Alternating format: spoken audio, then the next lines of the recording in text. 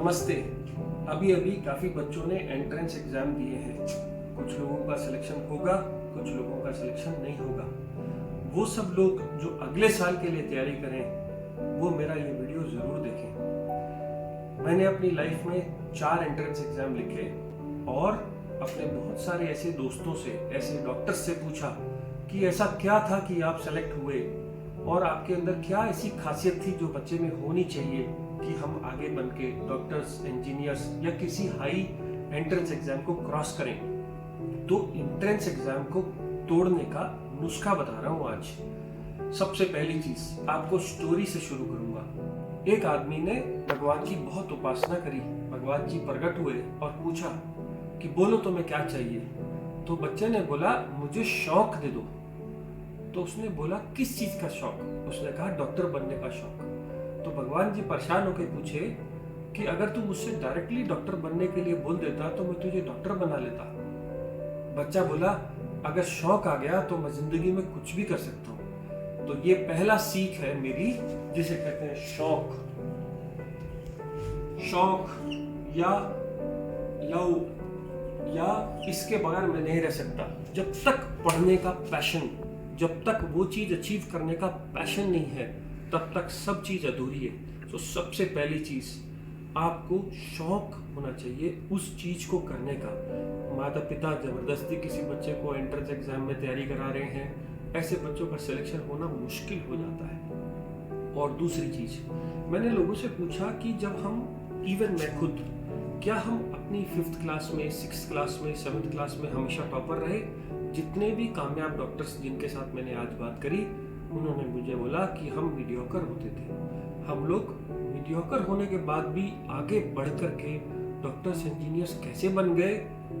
Hard work से बन गए। हर एक आदमी ने मुझे एक ही चीज बोली कि मैं बहुत हार्ड वर्किंग था। अब हार्ड वर्किंग का मतलब क्या होता है? हार्ड वर्किंग का मतलब होता है कि हम बहुत देर सुबह से लेकर शाम तक एक जगह पे बैठ सकते हैं, उस शौक के साथ बैठ सकते हैं और पढ़ाई करनी पड़ती है। अगर आप अपना ख्याल इधर उधर बांटोगे तो सिलेक्शन होने का चांस कम हो जाता है। तो लोगों ने मुझे 2 तरह का हार्डवर्क बताया। एक तो सिंपल हार्डवर्क, एक होता है इंटेलिजेंट हार्डवर्क। अगर आप ध्यान से देखिए तो जब हम बोलते हैं कि एंट्रेंस एग्जाम में लक से सिलेक्शन होता है, ऐसा नहीं होता।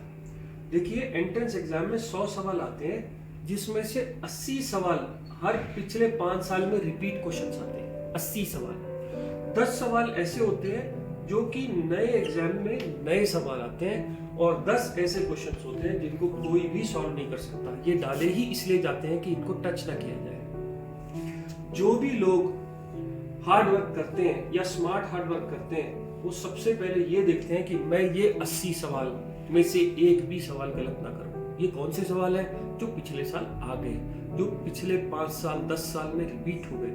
ये हर वो सवाल जो ऑलरेडी रिपीट हो चुका है, वो अगर आपने गलत कर दिया तो आप रेस से बाहर हो गए। तो पहला लॉ बनाओ कि आप क्या करो, आप बुक्स इकट्ठी करो। एंट्रेंस एग्जाम की बुक्स इकट्ठी करेंगे अपने दोस्तों से या जो लोग पास हो गए उनसे इकट्ठी करके एक लॉ बनाएंगे कि सिर्फ इतनी ही किताबें मैं पढ़ूंगा, रोज किताबें नहीं बदलूंगा। मान लीजिए 6 महीने बाद मेरा एग्जाम है, तो मैं 6 महीने में 4 महीने के टाइम के अंदर अंदर ये सिस्टम खत्म कर पाऊं। आज पहले दिन ही डिसाइड हो जाएगा। 4 महीने के बाद एवरी सिंगल डे मैं इसका रिवीजन कर सकूं और 15 दिन मैं इमरजेंसी के रख लूं, किसी वजह से बीमार हो जाऊं तो। ये होती है प्लानिंग। मतलब कि हमको अपना कोर्स आधे टाइम में खत्म कर लेना है। आप कैलकुलेट करिए, आने वाले एग्जाम अगर 10 दिन में है तो 5 से 6 महीने में अपना पहली बार डिटेल्ड कोर्स खत्म कर लीजिए और फिर दूसरा बचा वक्त में सिर्फ रिविजन्स करिए और नया कुछ भी मत करिए। दूसरा है मेहनत और लक। मेडिकल एंट्रेंस एग्जाम में मेहनत क्या है? ये 100 में से 80 सवाल एक भी गलत ना हो, इसे कहते हैं मेहनत। और जो 10 नए सवाल इस साल आ रहे हैं उसमें आप कितने ठीक कर पाओ, इसे कहते हैं लक। और इंटेलिजेंस किसे कहते हैं? जो बचे लास्ट 10 सवाल हैं जिनको नहीं छूना है, आपको पता होना चाहिए कि ये वो सवाल है, मैं करूंगा तो मैं पीछे चला जाऊंगा। तो कभी भी एंट्रेंस एग्जाम में 100 में से 100 लाने की नहीं सोचो, सारे एग्जाम को टेस्ट करने की नहीं सोचो। सिर्फ रिपीटिशन एग्जाम कभी भी गलत नहीं होना चाहिए। और दूसरा, आपके जो नए सवाल इस साल बने हैं वो सवाल आपके ऊपर ध्यान होना चाहिए और उनको कैसे अटेम्प्ट करना है वो आना चाहिए। अब मैं और डिटेल में लाना चाहूंगा आपको। किसी भी सवाल के 4 ऑप्शन होते हैं, ए, बी, सी और डी। बच्चे गलती कहां करते हैं? सबसे पहले सवाल पूछा जाता है ताजमहल कहां है। वो ऐसा सवाल नहीं पूछते, वो पूछते हैं ताजमहल कहां नहीं है। बच्चे जल्दी में नहीं पढ़ते ही नहीं, तो ये नेगेटिव सवाल होता है और नीचे पहला ऑप्शन देखते ही आगरा लगा देते हैं, आगरा, और वो पहले ही सवाल गलत हो जाता है। तो केयरलेस मिस्टेक्स बंद करें। केयरलेस मिस्टेक कैसे बंद होगी? अगर बच्चा टाइम से रात को 8 घंटा 10 घंटा रोज सोएगा तो वो केयरलेस मिस्टेक बंद कर देगा। फिर बची, आपने ये ताजमहल कहां नहीं है देख लिया। अब आपको देखना है कि ये ए, बी, सी और डी 4 ऑप्शन देता है एंट्रेंस एग्जाम हमको। आप पहले ऐसे चेक करिए कि मेरे को ये पक्का पता है ये बी नहीं हो सकता, मुझे ये भी पक्का पता है कि ये डी नहीं हो सकता। अब अगर मैं यहां तुक्का मारूंगा तो मेरा चांस है 50-50। अगर एंट्रेंस एग्जाम में नेगेटिविटी है 25%, तो इस क्वेश्चन को ट्राई करने में कोई हर्ज नहीं है। बट अगर आपको 4 ऑप्शन में से एक भी ऑप्शन नहीं पता तो उस क्वेश्चंस को बिल्कुल भी ट्राई नहीं करना। पर आपको बेस्ट कब अचीव करना है? आपको बेस्ट अचीव करना है जब आपको ए है और बी, सी और डी नहीं है, ये चारों बातें पता होनी चाहिए। मुझे ये भी पता है कि यहाँ कहाँ पे ताजमहल नहीं है और मुझे ये भी पता है कि कहाँ पर है। ऐसा क्वेश्चन आपका गलत हो ही नहीं सकता और ये क्वेश्चन ज्यादातर रिपीट है और उसमें केयरलेस मिस्टेक नहीं करनी। अब आपकी दिनचर्या कैसी होनी चाहिए? एक कोई भी हेल्थी स्टूडेंट सुबह सुबह उठ करके अपना नॉर्मल ब्रेकफास्ट करे। ब्रेकफास्ट करने के बाद पहले दिन से पुराने एंट्रेंस एग्जाम के एग्जाम ट्राई करें। मैं क्या करता था, मैं रोज एक रिपीटिशन एग्जाम में से एक रैंडमली एक क्वेश्चन पेपर फाड़ लिया करता था। मान के चलता था आज एग्जाम है, एग्जैक्ट 9 बजे मैं अपनी टेबल पे बैठ करके वो एग्जाम ट्राई करता था। 15 मिनट कम इसलिए रखता था, 2 घंटे की जगह मैं 2.25 घंटे में वो एग्जाम क्लियर करता था, ये सोच करके कि अगर किसी वजह से कोई डिस्टरबेंस आ गई या टाइम कट गया तो मुझे 2.25 घंटे ही मिलेंगे। इस 2.25 घंटे का एग्जाम मैं पहले दिन से देने लगा था।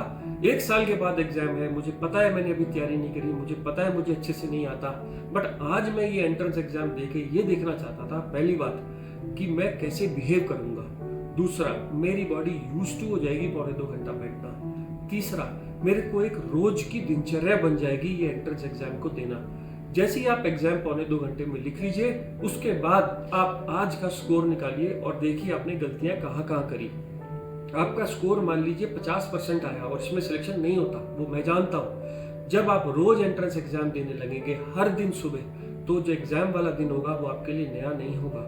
और दूसरा, आपको अपने स्कोर से पता चलता जाएगा कि मैं 50 हूँ, 60 हूँ, अब मैं 70 हो गया, 80 हो गया, और एंट्रेंस एग्जाम में एवरेज में लोगों के कितने नंबर आ रहे हैं।